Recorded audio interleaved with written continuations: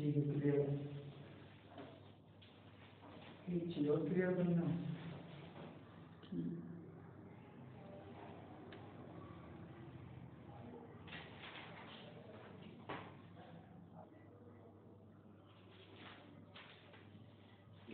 Mode लगा दिया। ठीक है, चलो देखो समय त्वरण ग्राफ। ठीक है, देखो हमारा चैप्टर नंबर है विद्युत रेखीय पथ पर गति, जो हम लोगों ने लेक्चर कंप्लीट कर लिए थे, लेकिन वो लेक्चर यूट्यूब पर अपलोड नहीं किए हैं।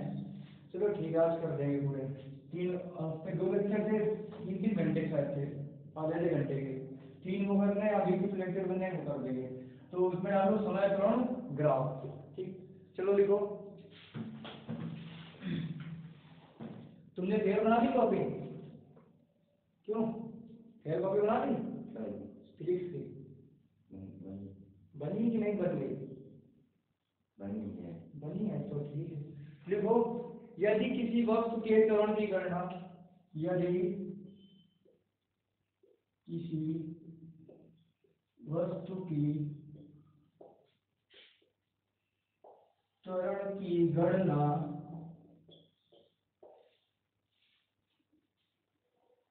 भिन्न भिन्न समय अंतरालों पर, लिखो भिन्न भिन्न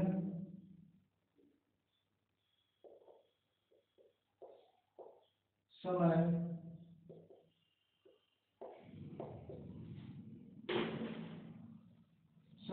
अंतरालों पर करके त्वरण को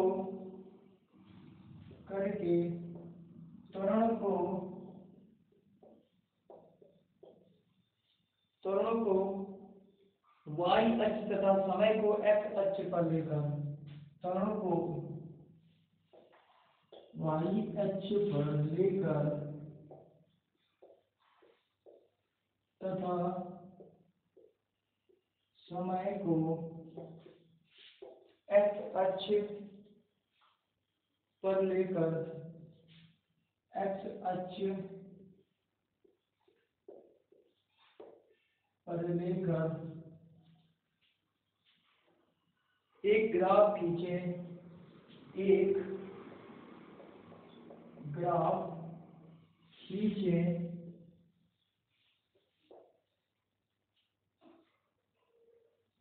तो ऐसे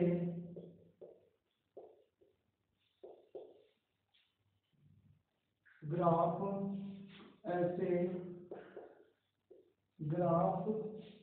समय त्वरण ग्राफ कहलाता है।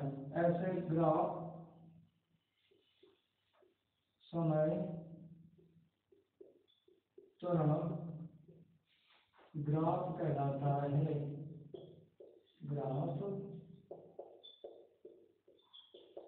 कहलाता है। ठीक,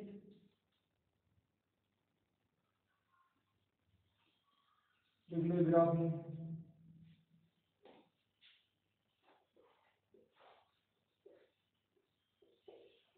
समय t x है और y क्या था? y को त्वरण मान लेते हैं हम, क्या मान लेते हैं? तो y हमारा त्वरण। एक बार समझना ये सही किया कि छुट्टी करके सही है नहीं?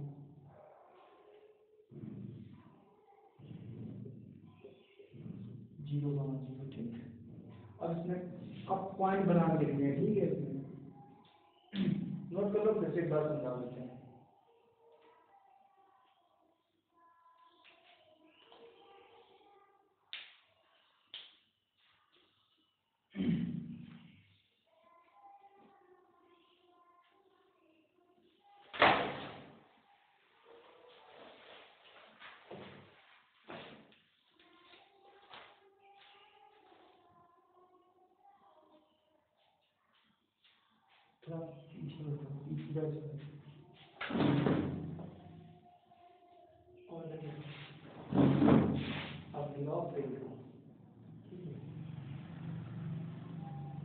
समझो, समय त्वरण ग्राफ का मतलब होता है यदि किसी वस्तु की त्वरण की गणना, यदि किसी वस्तु में त्वरण की गणना या भिन्न भिन्न समय अंतरालों पर करके त्वरण को y अक्ष, लिखा है त्वरण को वाई अक्ष पर लेकर तथा समय को एक्स अक्ष लेकर, समय को एक्स अक्ष पर लेकर एक ग्राफ खींचे तो ऐसे ग्राफ को समय त्वरण ग्राफ कहते हैं या कहलाता है।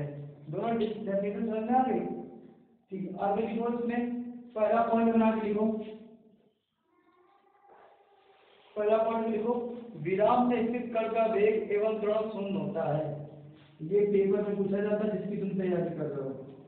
विराम में त्वरण, विराम में स्थित लिखना, विराम में स्थित कण का वेग, कण का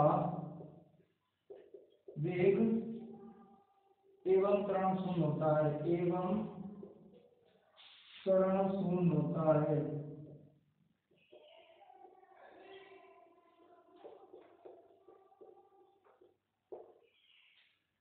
विराम में स्थित कण का वेग एवं त्वरण शून्य होता है। दूसरा पॉइंट लिखो,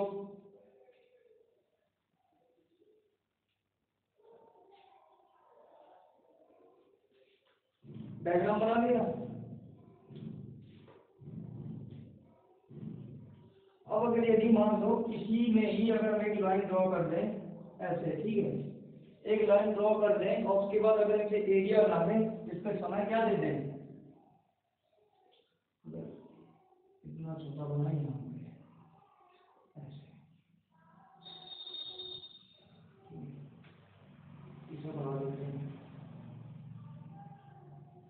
और इसे समय दे दें T1, इसे दे दें T2, ठीक है, T1 T2, और इसे क्या है, ये तो तुम्हारा क्या रहेगा, त्वरण ये रहेगा, एक्सप्रेशन बोलते हैं तो क्या हम सिंबल लिख रहे हैं, और ऊपर भी तुम्हारा क्या हो जाएगा, टोटल T हो जाएगा, ठीक। और यहाँ पर क्या रहेगा, अंदर डेल्टा, पूरा इसका अगर एरिया निकालें तो डेल्टा T हो जाएगा। अब डेल्टा T का मतलब क्या होता है, T2 माइनस T1 या T1 माइनस T2, मतलब हमेशा बड़े वाले समय से छोटे वाले समय को घटाते हैं, ठीक है, बस लिख लो इसे। और त्वरण का मात्रक क्या होता है पता है, त्वरण का मात्रक नहीं पता, लिख लो यहाँ पर मीटर पर सेकेंड, मीटर पर सेकेंड, ठीक, लिख लो ऐसे। त्वरण का क्या होता है मात्रक, मीटर पर सेकेंड, पर का मतलब होता है कि मीटर ऊपर होगा और सेकेंड नीचे होगा, ठीक। और ये क्लास ऐसे लगा देंगे जिसके जितने 11 12 के फार्मूले होते हैं, जितने भी त्वरण के, बल के, विस्थापन के, सब लिखा देंगे, कल ही लिखा जाए, कल लिखा देते, ठीक है, लिख लो। ये डायग्राम बना लो दूसरे नंबर पे, ये डायग्राम बना लो साइड में और इसमें लिखो, तब तक हम लिख रहे एक नियत त्वरण से गतिमान, एक नियत त्वरण से गतिमान वस्तु का समय त्वरण, वस्तु का समय त्वरण जो समय h के समांतर, जो समय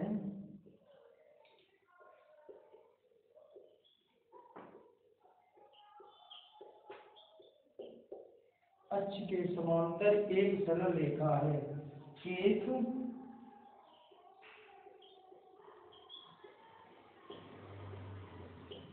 सरल रेखा है। देखो समय अक्ष के समांतर, ये जो है ना, ये T है, इधर देखो पहले, ये T है टोटल, ये भी तो पूरी T होगी यहाँ तक, ये भी T है, तो ये समय की क्या है, समांतर ही तो है, ठीक है। आगे देखो, समय अक्ष के समांतर एक सरल रेखा है, किसी गतिमान,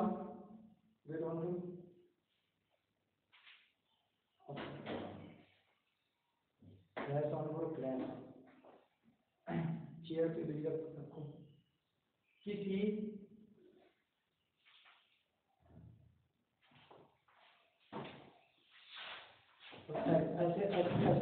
था ऑटोमेटिक मोबाइल पे लगा पा रहा, ये आएगा ट्राइपॉड। ऐसा रखो इसकी परछाई डाला जाए किनारे और ऊपर उधर रखो किनारे उधर साइड, बस बस ठीक है। तो वो गिरेगा नहीं मोबाइल में, इससे लिखा था आप ठीक है दिखाई दे रहा है साफ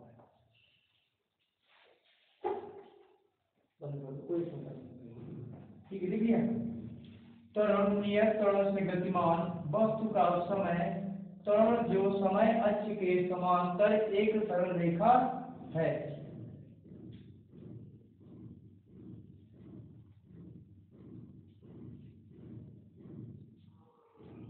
सरल रेखा है, फिर को किसी गतिमान वस्तु का किसी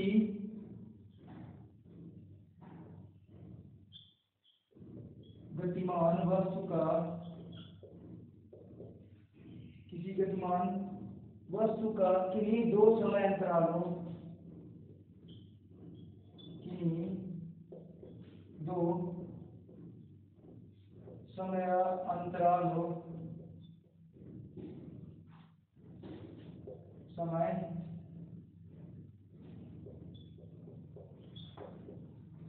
समय अंतरालों T1 व T2 के साथ T1 व T2 के मध्य हुए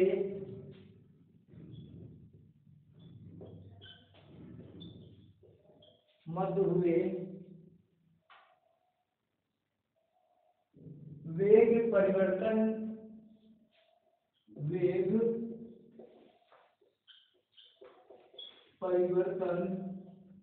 डेल्टा v, वेग का सिंबल क्या होता है 20 और वेलोसिटी डेल्टा v लिखना है, डेल्टा v है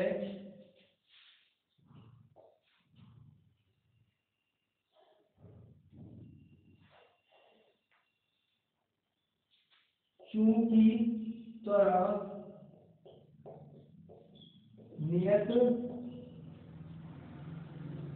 नियत है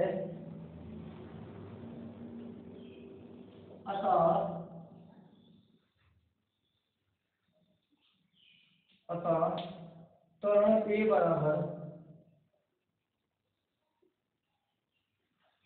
delta V upon delta T, त्वरण A बराबर delta V upon delta T, और जहां लिख लेना जहां डेल्टा T बराबर है T2 माइनस T1, ठीक है ऐसा, ठीक है।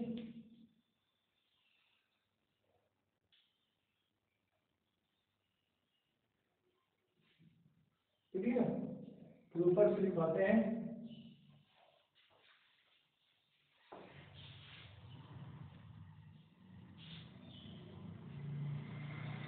इसी के आगे लिखो। अब क्या करो पीरियड मल्टीपल करा दें, ठीक है। फिर देखो अगर हम पीरियड मल्टीपल करा दें तो हमारा डेल्टा v निकल के क्या आएगा, डेल्टा v निकल के आएगा a मल्टीपल डेल्टा t निकल के आ जाएगा।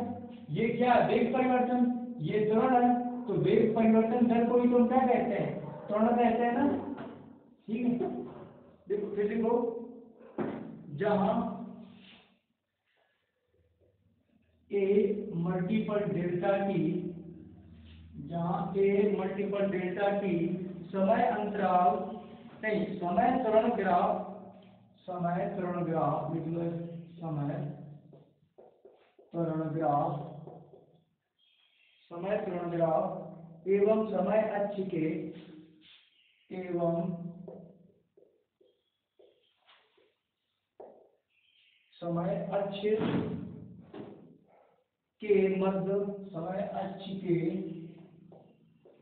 मध्य घिरे क्षेत्र का क्षेत्रफल है, ठीक है।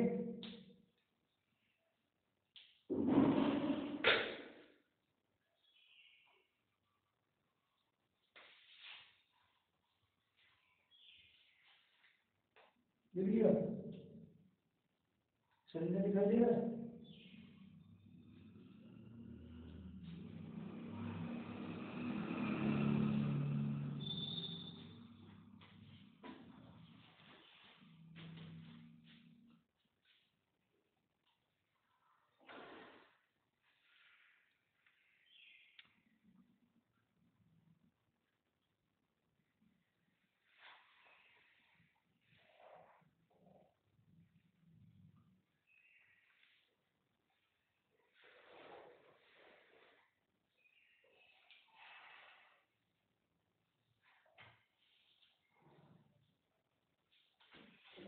लाइट खुद ही भी जाना था।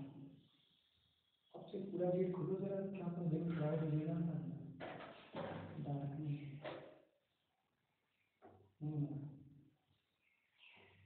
बंदी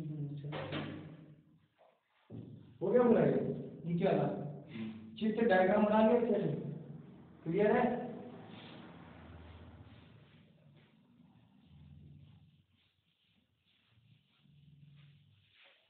ऊपर ये लिख लिया, ऊपर ये सिंबल ठीक है। अगली हेडिंग डालो जो फार्मूले बेस पर है, लिखो एक समान त्वरित गति के समीकरण, एक समान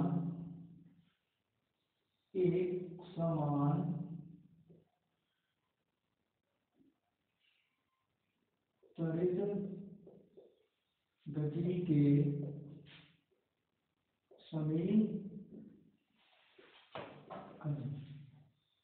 एक समान त्वरित गति के समीकरण। पहला लिखो समीकरण v बराबर, आपसे ये पढ़े ना हाई स्कूल में, v बराबर u प्लस ए टी, जहाँ u क्या होता था प्रारंभिक वेग, लिख लो जहाँ u बराबर प्रारंभिक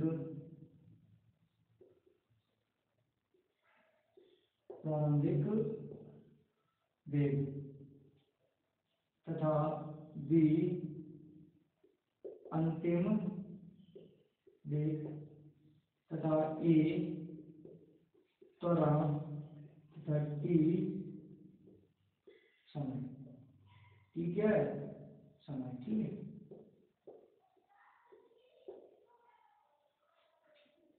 इसे बोलेंगे वेग कॉमा समय के रूप में, इसे लिख लेना ब्रैकेट में वेग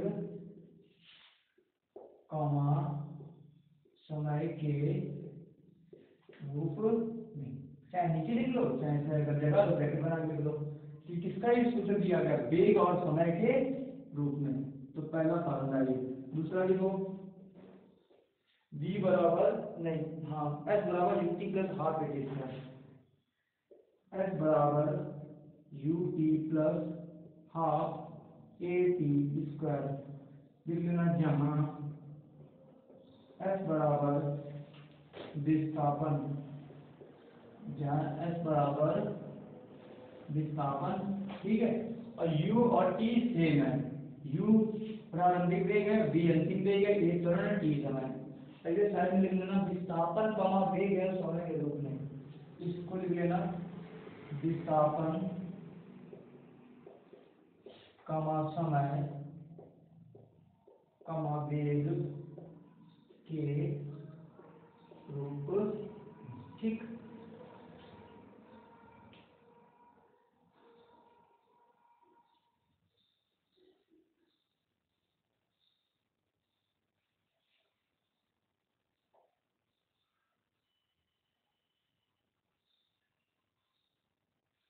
तीसरा समीकरण लिख लेना v स्क्वायर बराबर u square plus 2a s, v square by u square multiple 2a s same है।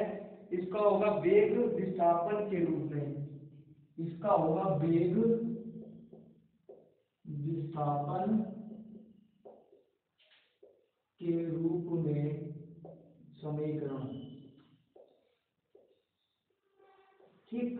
अच्छी कोई प्रॉब्लम नहीं है, हम पेपर में तुमसे इतना पूछा जाएगा विस्थापन समय वेग के रूप में समीकरण, तो तुम्हें ये समीकरण बताना होगा। ऐसा पहला पूछेगा वेग समय के रूप में समीकरण, तो तुम्हें पहला बताना होगा v बराबर u प्लस kt, जहाँ u प्रारंभिक वेग या आरंभिक या शुरुआती वेग बोल सकते हैं, ठीक है। लिख लेना, या तो शुरुआती वेग इसको बोल सकते हैं,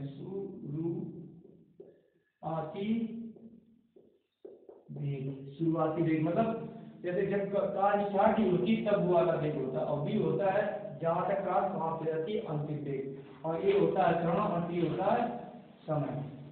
तीन समीकरण है, तीनों को अच्छे से याद कर लो। तुमने समझा पढ़ा था नहीं पढ़ा, लेकिन था हाई स्कूल में था, थोड़ा ही थोड़ा था, ज्यादा डीप नहीं दिया गया था।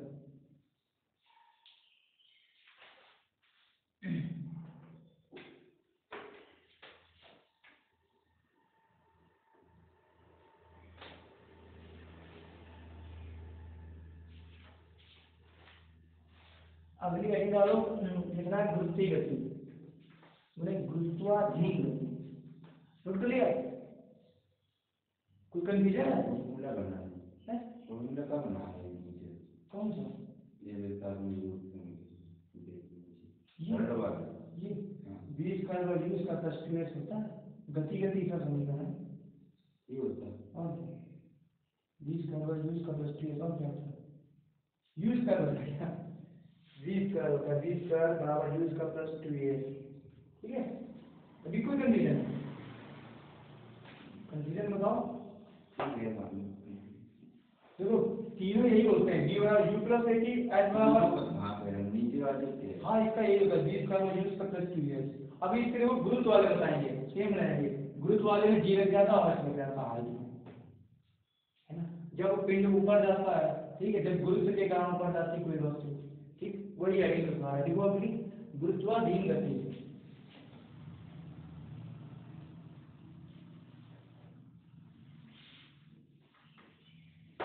धोखा दे दिया आज।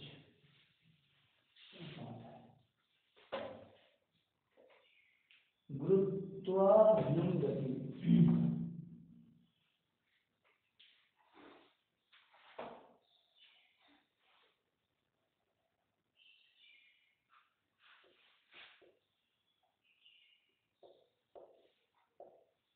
गुरुत्वाधीन धारण बनाइए, गुरुत्वाधीन गति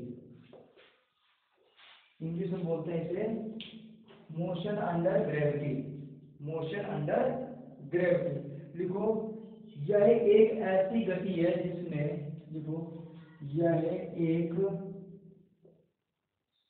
ऐसी गति है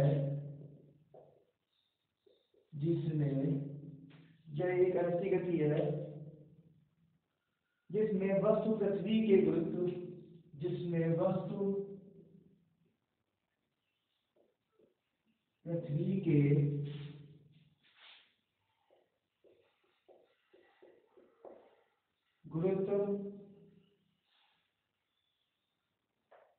गुरुत्व के अधीन रहकर, गुरुत्व के अधीन रहकर, अधीन रहकर गति करती है, अधीन रहकर गति करती है। इस गति में उत्पन्न त्वरण, इस गति में उत्पन्न त्वरण, इस गति में उत्पन्न त्वरण गुरुत्वीय त्वरण g के उत्पन्न त्वरण गुरुत्वीय त्वरण g के बराबर होता है, g के बराबर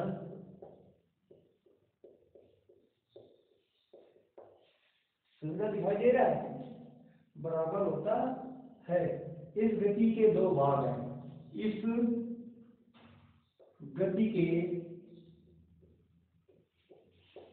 दो भाग हैं। पहला देखो पॉइंट, पहला पॉइंट देखो, नीचे से ऊपर की दिशा में, लिख लो नीचे से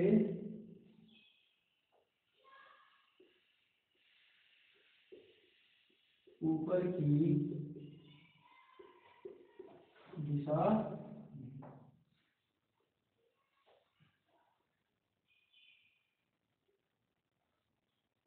नीचे से ऊपर की दिशा का मतलब है जब वस्तु नीचे से ऊपर की दिशा में जाती है, तब देखो क्या होगा, तब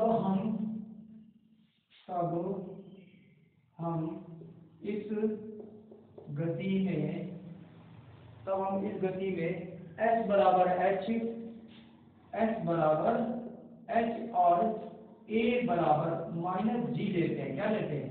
a बराबर माइनस g लेते हैं, क्योंकि जब ऊपर जा रही तो वस्तु किस में जाएगी, निगेटिव में, तब गति के तीनों समीकरण लिख दो।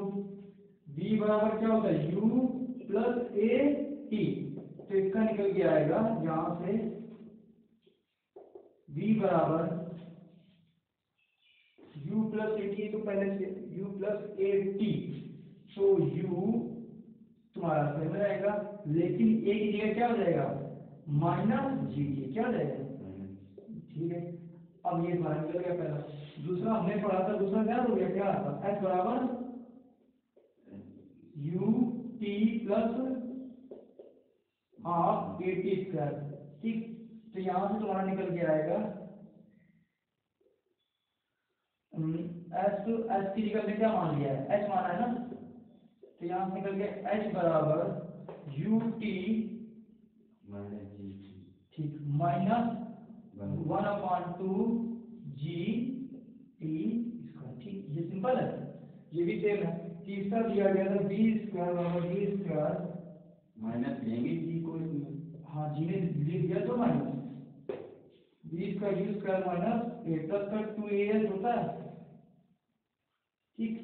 तो ये बताओ यहाँ से ये निकल के आएगा, क्या निकल के आएगा इसका बताओ, बी स्क्वायर बराबर यू स्क्वायर, अच्छा प्लस है 2as, तो ये हो जाएगा प्लस 2ah, क्या हो जाएगा, ये तीन समीकरण आ गए तुम्हारे। और किसमें आ गया, जब गति से ऊपर की दिशा में हो, लिख लो।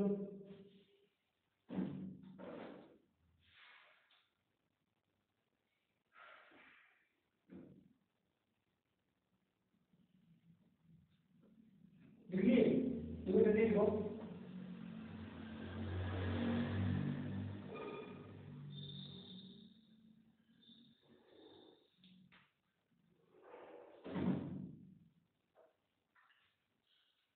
देखो लिखते रहो, थोड़ा समझाते आ रहे हैं। गुरुत्वाधीन गति ऐसी गति होती है कि जिसमें वस्तु पृथ्वी के गुरुत्व के अधीन रहकर गति करती है। इस गति में उत्पन्न त्वरण गुरुत्वीय त्वरण g के बराबर होता है।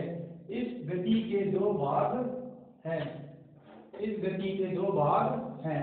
पहला भाग दिया गया है नीचे से ऊपर की दिशा में जब कोई वस्तु जाती है, तब हम इस गति में s बराबर h और a बराबर माइनस g लेते हैं।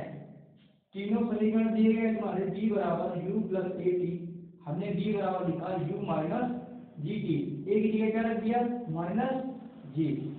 दूसरा समीकरण दिया गया s बराबर u T plus half A T square में h बराबर u T minus half G T square. तीसरा दिया गया b स्क्वायर बराबर u स्क्वायर प्लस 2ah, तो b स्क्वायर बराबर u स्क्वायर प्लस 2ah, ठीक है। तो ये तुम्हारे तीन समीकरण हो गए जब वस्तु नीचे से ऊपर की दिशा में जाती है।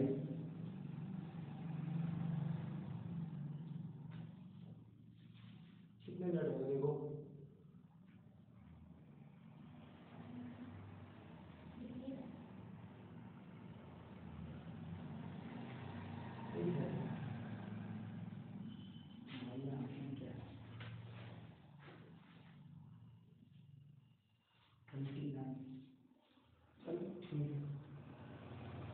अगला देखो वाहनों की इसका नहीं, अगला लिखा ऊपर से नीचे की दिशा में। अगला क्या लिखा, ऊपर से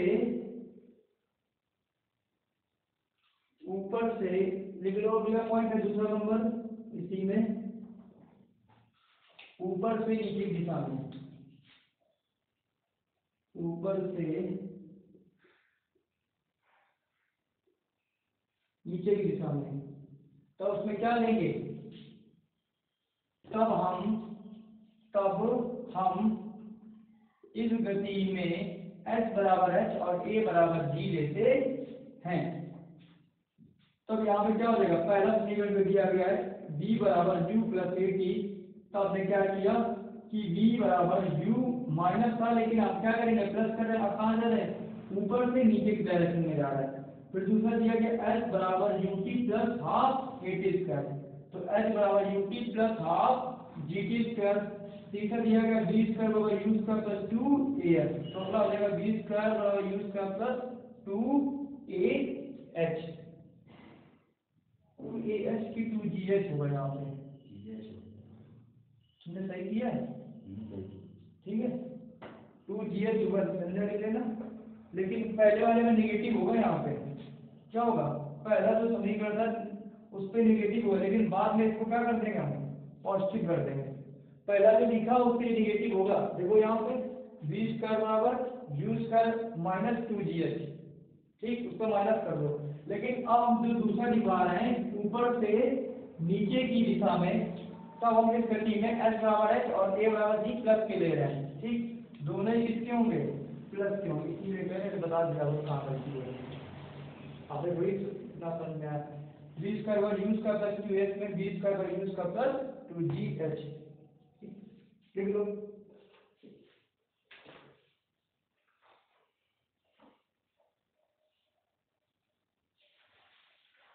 चलो अगला एक फार्मूला इसमें है, लिख लिया, अब से ऊपर वाला कर दें, ये यहाँ तक हो गया ना, ठीक है। अगला फार्मूला लिख लो, वाहनों की अवरोधन दूरी, वाहनों ये गड़बड़ नहीं, हम अभी नहीं, मतलब लिखना नहीं, बस खत्म ही हो गया चैप्टर, बना लेंगे। अरे बना दो लोग, लिखे रहे लिख लो, फिर छोड़ो तुम। वाहनों की अवरोधन दूरी, अवरोधन दूरी क्या होगी, फार्मूला लिख लो इसका सीधे डायरेक्ट, ds बराबर u स्क्वायर माइनस 2h, दूरी मतलब distance equal to u square upon 2a, u square upon 2a, वो भी माइनस का, बस ये फार्मूला तुम्हारा होगा। और तुम्हारा ये लेक्चर है पूरे फिजिक्स का, ये तुम्हारा रिलेटिव पथ पर गति जो चैप्टर है पूरा कंप्लीट हो गया है। और क्या करेंगे, अगला चैप्टर स्टार्ट करेंगे, ठीक है।